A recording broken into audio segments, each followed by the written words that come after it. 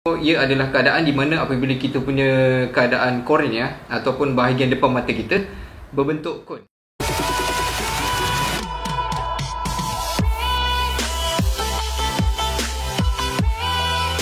Assalamualaikum warahmatullahi wabarakatuh dan salam sejahtera kepada penonton-penonton di channel kami, channel Dr. Mata. So, insyaAllah hari ini setelah lama kita tidak bersama ataupun kita berkongsi ilmu tentang mata, so hari ini kami telah diberikan kelapangan untuk berkongsi ilmu.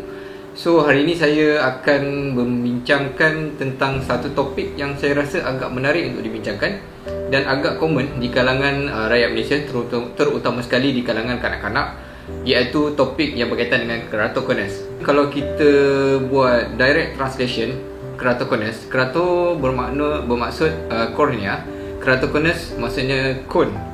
So, ia adalah keadaan di mana apabila kita punya keadaan kornea ataupun bahagian depan mata kita berbentuk kon. So, untuk pengetahuan penonton di luar sana, so basically bentuk kornea kita yang normal adalah dalam bentuk sfera ataupun bentuk lengkungan yang normal. Tapi untuk kes keratoconus ini, kita akan dapati bahawa kita punya permukaan kornea ataupun hadapan mata akan membentuk kon ataupun cone shape. So, jadi sebelum itu saya akan membincangkan tentang beberapa basic anatomi berkaitan dengan bahagian depan mata kita lah ataupun kornea. So, basically kita punya bahagian hadapan mata kita ataupun kornea adalah terdiri daripada 6 lapisan.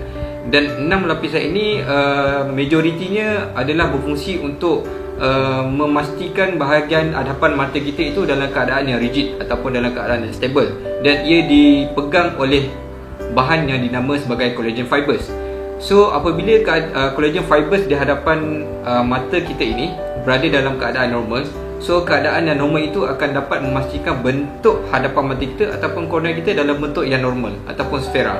Dan sekiranya terdapat masalah di bahagian hadapan mata kita ataupun collagen fibers yang memegang ataupun memastikan rigidity bahagian kornea kita terganggu, maka bentuk hadapan mata kita ni akan terganggu dan lama-lama dia akan membentuk dalam keadaan cone ataupun cone shape.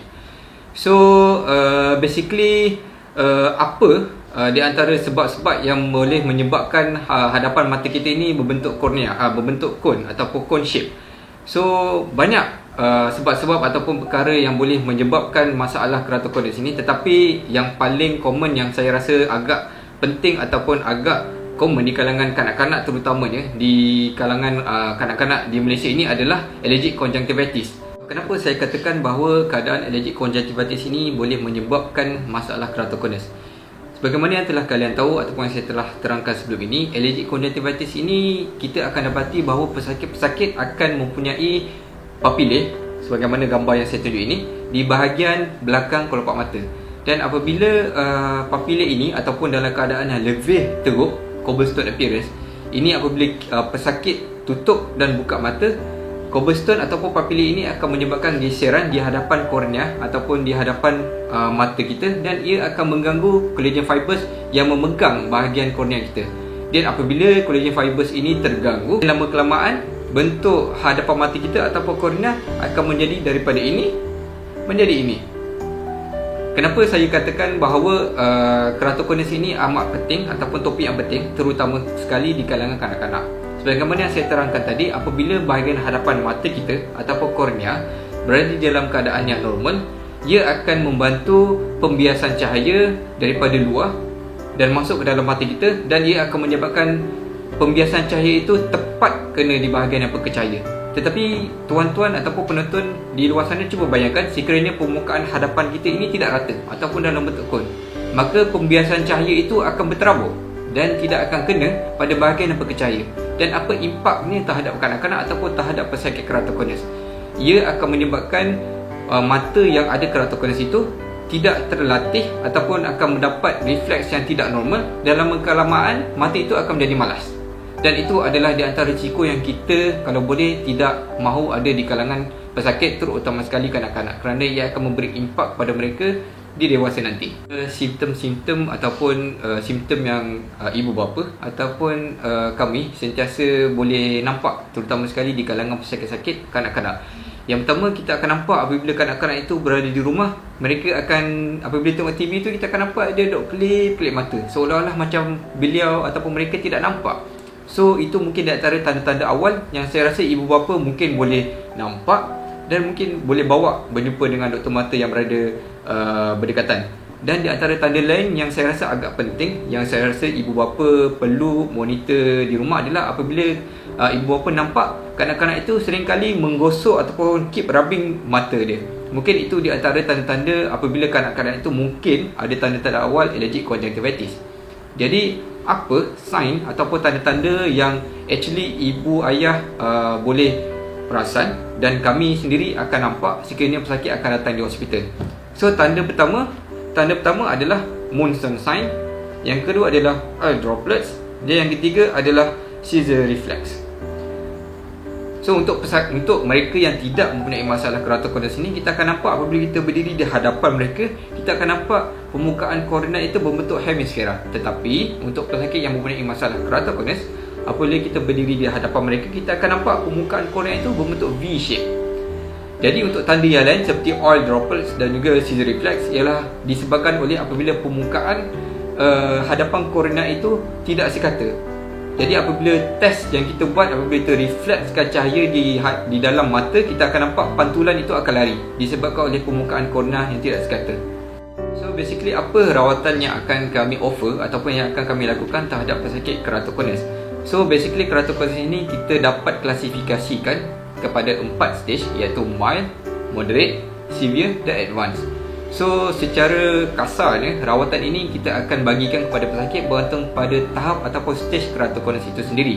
So basically untuk pesakit yang mempunyai tahap mild ataupun moderate, selalunya untuk yang mild kita akan nasihatkan pesakit untuk memakai cermin mata untuk memastikan penglihatan itu okey dan pembiasan cahaya itu dapat diberikan betul dan kena kepada titik pakai cahaya.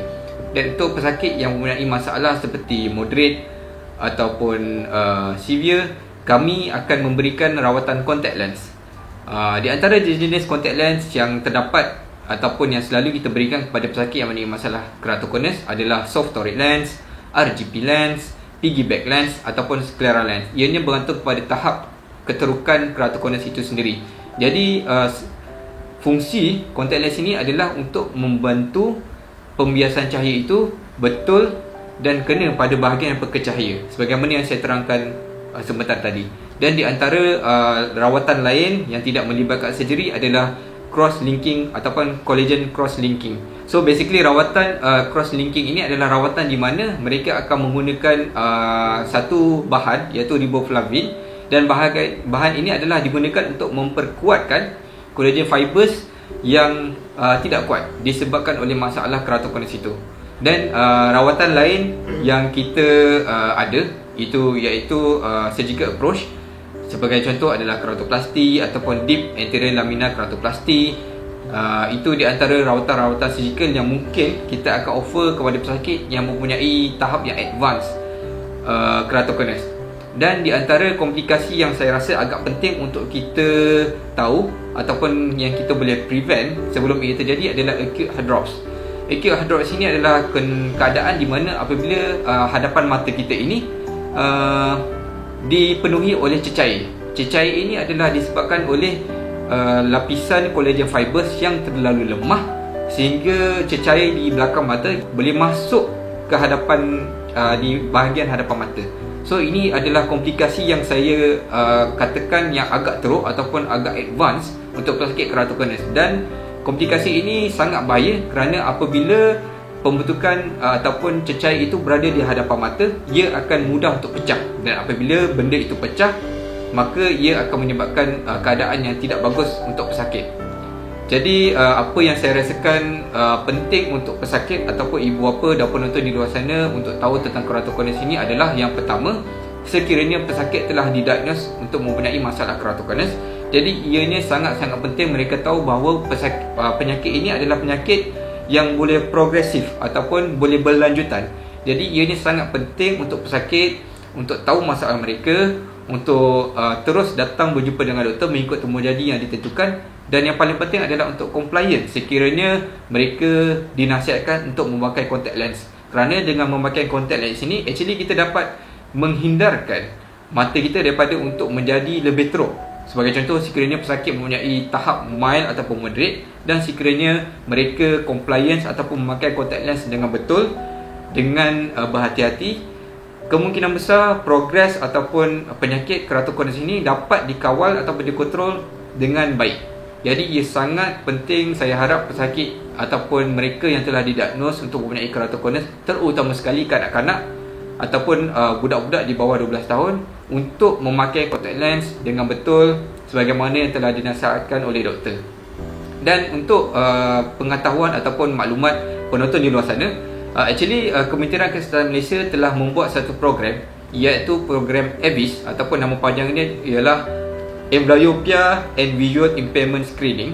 Ia adalah program untuk mereka yang bermula, untuk kanak-kanak yang start daripada prasekolah hingga kanak-kanak di sekolah rendah, di mana program ini adalah untuk kita nak buat rawatan, untuk buat screening awal untuk mereka ataupun kanak-kanak yang mungkin ada possibility mempunyai masalah keratokonus ataupun masalah lain seperti astigmatism ataupun masalah-masalah lain.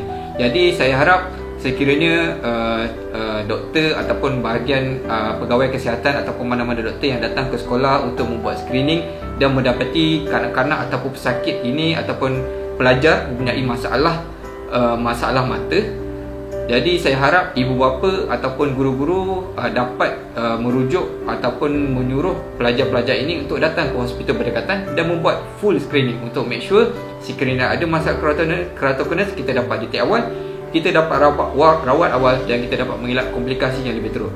So saya rasa maklumat keratokonus ini dapat memberikan manfaat dan juga faedah kepada penonton di luar sana, dan saya harap kalian boleh sama-sama untuk share dan juga untuk berkongsi maklumat ini dengan keluarga anda, rakan-rakan anda, dan seterusnya. Jangan lupa untuk subscribe channel Doktor Mata. So itu sahaja daripada saya. Assalamualaikum warahmatullahi wabarakatuh.